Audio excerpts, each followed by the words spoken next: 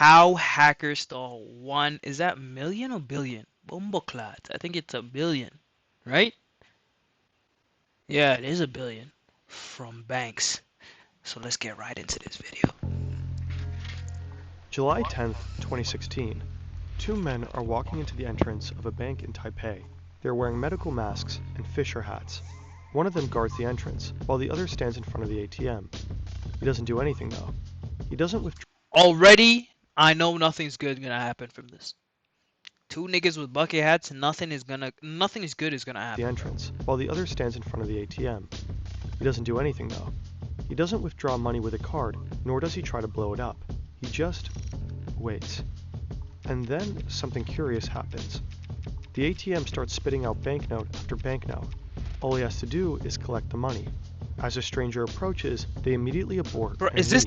this IRL The stranger footage? will find the cash just lying there. Even though it doesn't exactly look like it, he just walked into a massive heist. While those two men collected their money, 20 others did the same thing at other branches. Whoa. This is just one puzzle piece of a larger operation. A 2-year-long sophisticated attack that shook the global financial system to its core. More than 100 banks in over 30 countries with stolen funds amounting to roughly $1 billion US. One of the biggest bank heists. Niggas, what would you niggas do with $1 billion, bro? What the fuck? $1 billion, bro?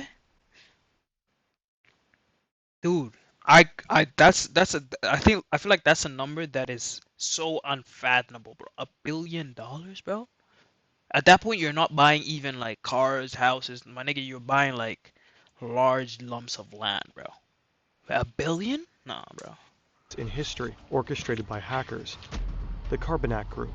They are led by one elusive mastermind. But on this one night in Taipei, he and his team made a crucial mistake. One that they will pay a heavy price for. Carbonac was a game changer, I think. Poof. The attackers, they have the password of the administrator. So at that point we knew that they were watching Russian, what eh? we were doing. That's Russia. It's very hard to arrest a piece of code.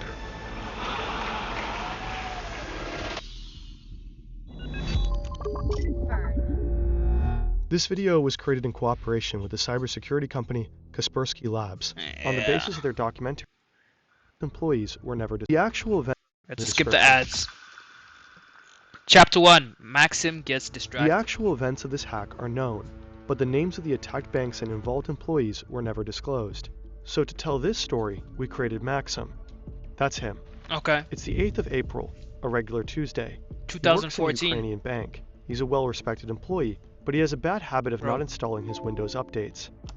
As he sips his coffee and thinks about the receptionist he has a crush on, an email from his colleague pops in. It's from Sergey, his coworker. The mail has a Word document attached. It translates into Compliance with Federal Law 115, dated 21/7/2014. Sounds important enough. Is that where the Maxim malware clicks is? on it. He reads it, closes it, and continues his very ordinary workday. A few months later, Maxim is sitting in a meeting. His boss seems distraught. Some of his bank's ATMs started spitting out banknotes at seemingly random times of day. It seems like whoever was lucky enough to show up at the right time could just grab the money. The bank might be the victim of a cyber attack. The employees should act cautious and avoid suspicious emails. Emails, meetings, stress, colossal hacks. For many, it's the same story every day. What if you want to throw in the towel and build something of your own? Odoo is an all-in-one platform that gives you everything you need to manage your business. You don't need any tech skills. Honestly, My nigga, is this another ad? it's just choose a wide range. Drop block also handle limited host. Odoo Kaspersky No, that's some investigate Like, I their get it, my nigga. You building made the video, make your back, but nigga, 2 ads back to back? Jesus. Okay, sorry, I was just checking my soundboard. suddenly all your ATMs are empty. You know that something had happened. This is Jort van der Wiel. He was part of the team on the case. He checks the hard disks of the affected ATMs for malware and finds nothing. Not one suspicious activity, not a single trail to follow. Whoa. A few months later, van der Wiel gets a call in the middle of the night. It's 3 a.m. It's an account manager working for a large Russian bank. He says van der Wiel and his team need to call his IT guy ASAP. A couple of minutes later, one of van der Wiel's Kaspersky coworkers shows up at a bank in Russia. The IT guy on the site is panicking. Someone has gained control over their domain controller. Shoot. That's the heart of their server network. It's If you over, control bro. the domain controller in a Windows environment, you basically control everything. Yeah, And basically. without a good reason, it's sending data to China. The Kaspersky specialist starts to look for malware right away. Bro, Eventually, he finds why is it always China, bro? software that lets you watch and control a computer remotely. Could it be that the intruder is watching them right now? He has an idea. He opens a Word document and writes. Nigga, my iPad is actually tweaking out right now. It's tweaking out hella, bro. Nigga, did someone hack my shit? Now I'm getting paranoid, you see? I shouldn't watch these true crime hacking things because now I'm getting paranoid, bro. Like, deadass, my iPad keep freaking out on the side, bro. And I need it because this is where my soundboard is. I don't know, bro. Fuck it. The Russian We word keep for going, bro. hello. They wait for a few minutes. Nothing happens. Then, suddenly, the cursor moves, and letters appear. The hacker answered. He adds, in Russian, "You will not catch us." To which the Kaspersky employee replies, "We will catch you." "No, you will not catch us." Okay, it's on. Yo, mom's life? If I type into Word document and it replies to me, I'm throwing that whole computer in the garbage can, my nigga. What? You mean to tell me I'm typing on my own computer and someone else is answering, bro? It will take some time, but eventually the Kaspersky team finds the malware. It is similar to the Garburb Trojan. One configuration file of the malware is called Ananak, so the team decides to call it Carbonac. This incident at the Russian bank gave Van der Wiel and his colleagues hints about what is going on, and they link it all back to those hacked ATMs in Ukraine. Now they can reconstruct how the Carbonac hackers operate, so let's wind back. This is one of the Carbonac hackers. Again, it's the 8th of April, 2014.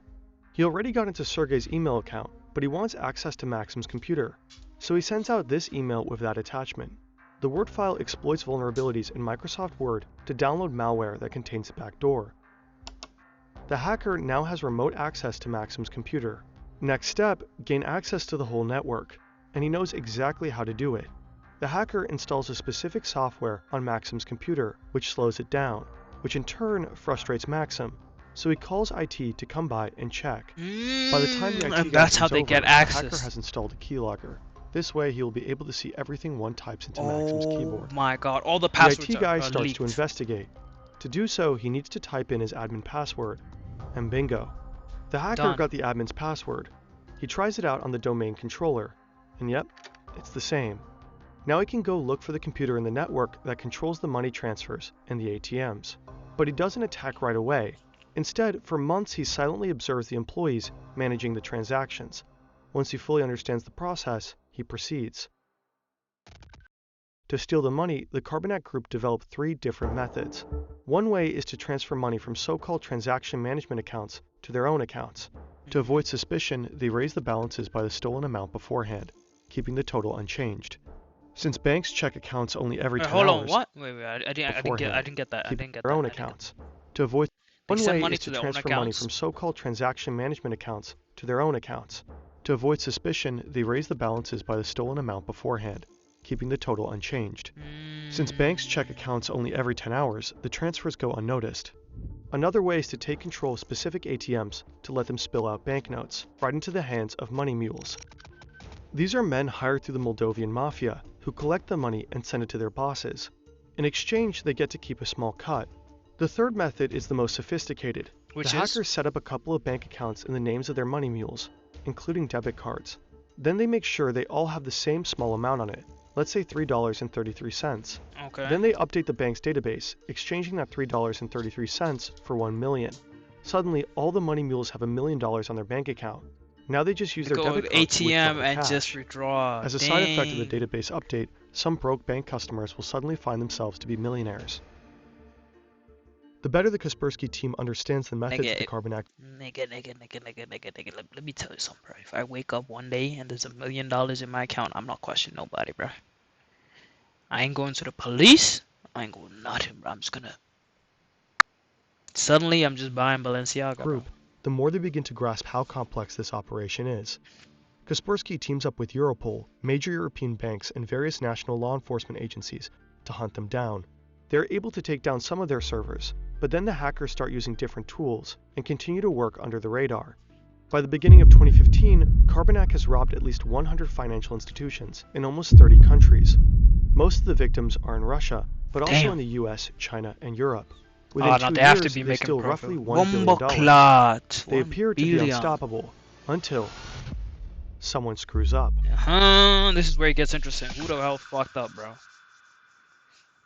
Bobby The hides first his bank money. reported that over 70 million NT dollars was withdrawn illegally. The withdrawals were made in both Taipei and Taichung across 34 ATMs and 20 branches. In July 2016, Carbanak attacks the so-called first bank in Taipei, but the Taiwanese police are quick on their feet. Very quick. 我们从被盗领的 ATM 的影像 Bro, yeah, 先去 one thing调 At least 500 is them niggas got police cameras officers everywhere, checking bro. the CCTVs. We track all the footage from the Oh my ATMs God. and back to the hotels of all the suspects. 这一个车手的一个身份，陆 you 陆 can't 续 you can't 续 do 接 shit 下 there, 来 bro. 3-4天的时间，全部把22位的一个身份 22 money mules, most of them Russian, Damn! the rest from Eastern European countries. 19 of them successfully flee Taiwan, but 3 remain in the country with the money. Their faces are all over the media. To escape, they have to get rid of the money somehow. One of them hides 2 sports bags with some of the money at the Donghu Park. He then flees to Yulong County and hides there. But he is caught and leads the police back to the sports bags. But instead of 2, there is only 1 left. An elderly man found one of the bags and took it home. Yeah, that, he's smart. that was fortune from God. The police seize the second bag and search for the other money mules. A man called Bobby hides the rest of the money in 2 suitcases and stows them in 2 lockers at Taipei Central Station. Shortly after, 2 other men from Eastern Europe arrive in Taiwan and collect the suitcases from the main station. Damn. They go to a hotel to have brunch. As they sit down, they're interrupted by the police. Put down the knife, don't smoke, stay calm, don't move. Imagine thinking you got away, you sit down, bro, and you just feel this, bro. We got your ass, bro. Nice interaction with us, such as I am. They ask the men to take them to their hotel room. Сколько у вас человек всего? Здесь нас It's only 2 of us. Целая группа. Чего группа? Вот это преступление. In their hotel room, law enforcement finds banknotes that are worth roughly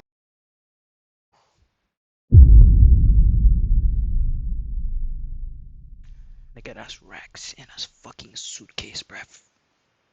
Racks. Oh lord, bruv. 1.5 million US dollars. The Taiwanese police managed to recover 90% of the stolen money. The 3 money mules are sentenced to a little over 4 years in Wait, prison. so you're telling me that old man got away with the These bread? guys are just low-level operatives. But on the phone of one of the men, the Taiwanese police find pictures of stacks of money in various currencies. They also find emails from the suspected head of the Carbanak group. Europol, the FBI, cooked. cybersecurity companies, and several authorities from different countries work tirelessly to find the Carbanak mastermind. Little do they know he is hiding all the way across the globe, living a life in luxury. How do you even come up with this like whole organization? Like, how do you even? Hey, just for, you know, March 6, 2018. educational purposes. This is Dennis. He's Ukrainian, but now he lives with his wife and son in Alicante, Spain. He's a rather private person. He doesn't really leave the house. Right now, as per usual, he's coding new malware. He's one of the best of his trade. To keep a low profile, he does most of his spending in Bitcoin. At the time, Smart, he was worth 15,000 untraceable. Bitcoins. In 2018, that was worth roughly $162 million. Today, it would be more than $1 billion. But there are some things that Bitcoin can't buy. Not a lot of car or house sellers like to be paid in digital currencies. So he needs to use real money to buy these, which leaves traces. This is what tipped off the police. Unless They it's start cash, to follow no? the money and eventually realize who he is. His laptop is still on and unlocked. The forensic team immediately starts to collect evidence. The authorities will seize 2 BMWs and jewelry, valued at $500,000, and Damn. of course his Bitcoins. That looks like an i8. But the vast majority of the stolen $1 billion What happened to remains i8s, by the missing way? to this day.